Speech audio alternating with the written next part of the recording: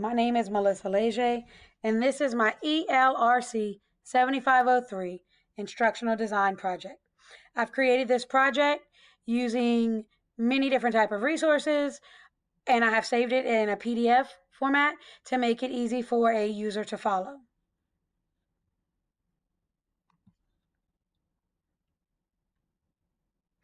Of course, the project begins with a table of contents. You can see here all the different parts of my instructional design project and the corresponding page numbers.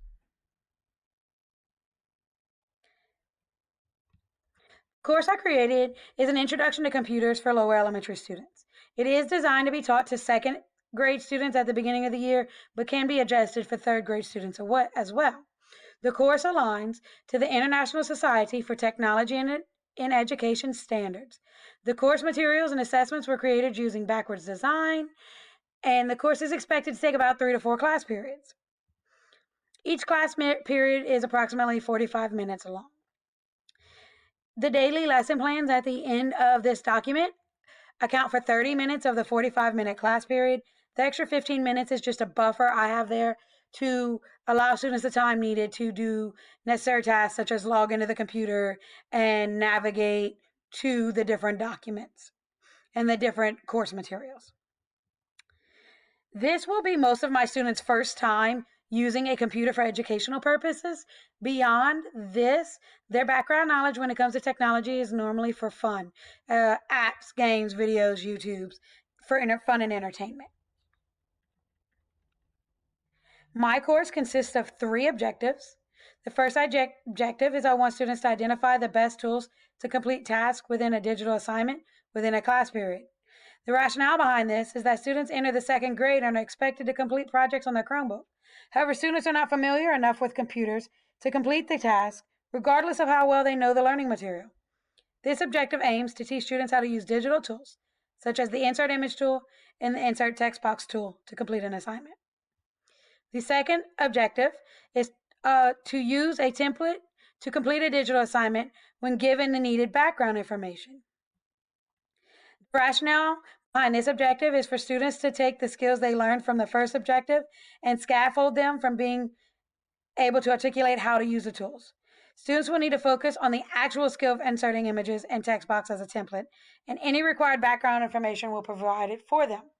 I scaffold off of that for my third objective, and for the third objective, I want students to create an original Google Slide project on an assigned topic when given the needed background information. Rationale behind this further scaffolds the skills learned from mastering the first and second objectives. Having students apply the skills in a setting which they must use their knowledge of an educational topic to create a digital artifact.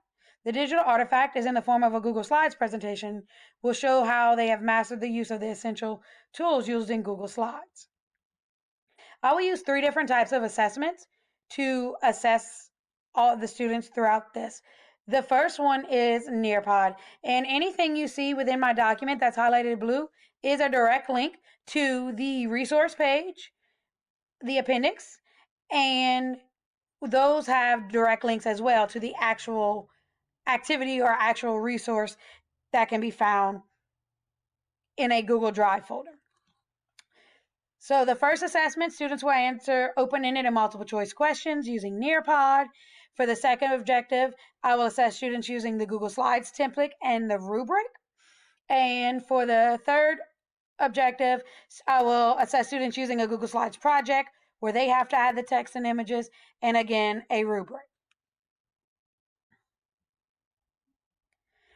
The learning materials for each objective, they stay consistent throughout. Each objective has a handout and a Google Slides presentation.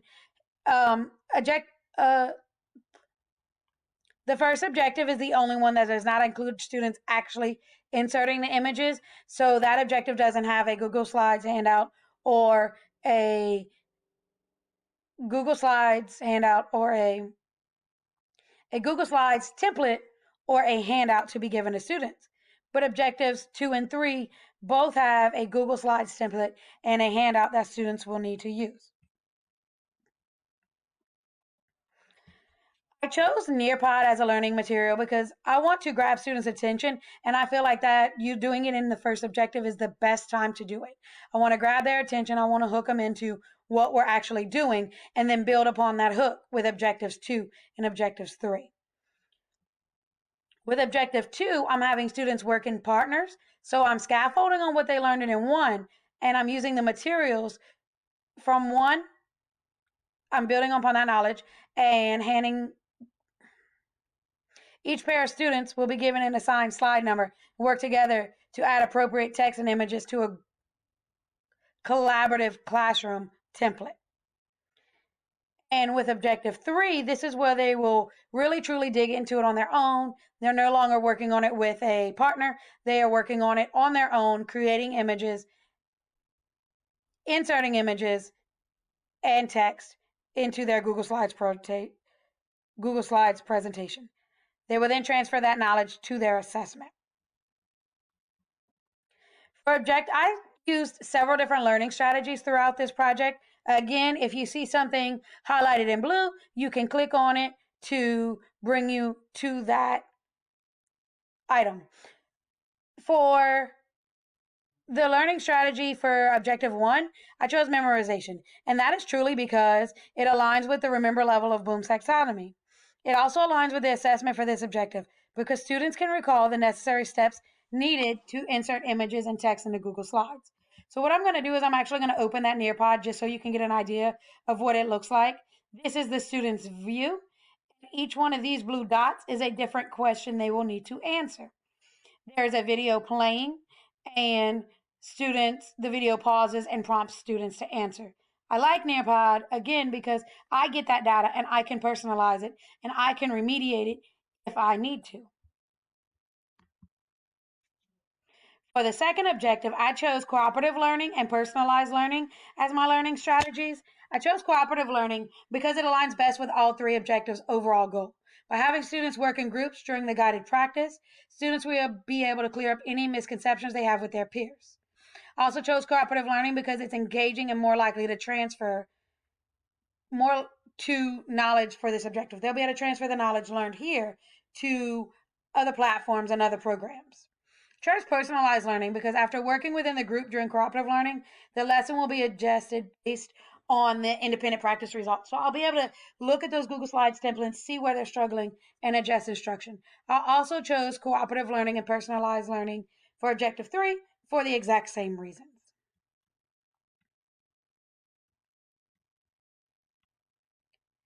So this is a table that explains exactly the instructional steps needed for each lesson. So for objective 1, the learning strategy memorization, that for 5 minutes, the teacher will grab the student's attention by using Nearpod, a 10-minute teaching model where they use Nearpod as a whole class activity, a 10-minute guided practice where they work with their partner, and then the independent practice assessment will also take 10 minutes. The second and third objective follow the same pattern. I like keeping things consistent so students know what to expect from day to day. I just like to change up my learning strategies. This section is where you can see the learning materials, and each learning material has a link next to it that you can click on to bring you directly to that link, directly to the Google Drive folder. And the Google Drive folder has been arranged by objective and learning material. So like objective 1 assessment material, objective 1 learning material. All you need to do is click on the folder and you can see all the materials needed for that objective. I truly enjoyed how much I learned from creating this project. Before this class, I had been exposed to backwards design through other courses at LSU and through my own career as a teacher, but I had never once had to start from scratch and build upon it and create a whole course. I thoroughly enjoyed learning how much work goes into this because this is truly a lot of work to create even a simple short module. It takes a lot of editing and revising and going back and making sure everything truly aligns, making sure that your end goal has always been kept in mind. Even now, with my final project, I appreciate the fact that I can go back and I can modify it for next year's group if need be, or I can always make it better. And that is something I truly love as a teacher, that we never stop learning, we never stop growing. We're always trying to become better.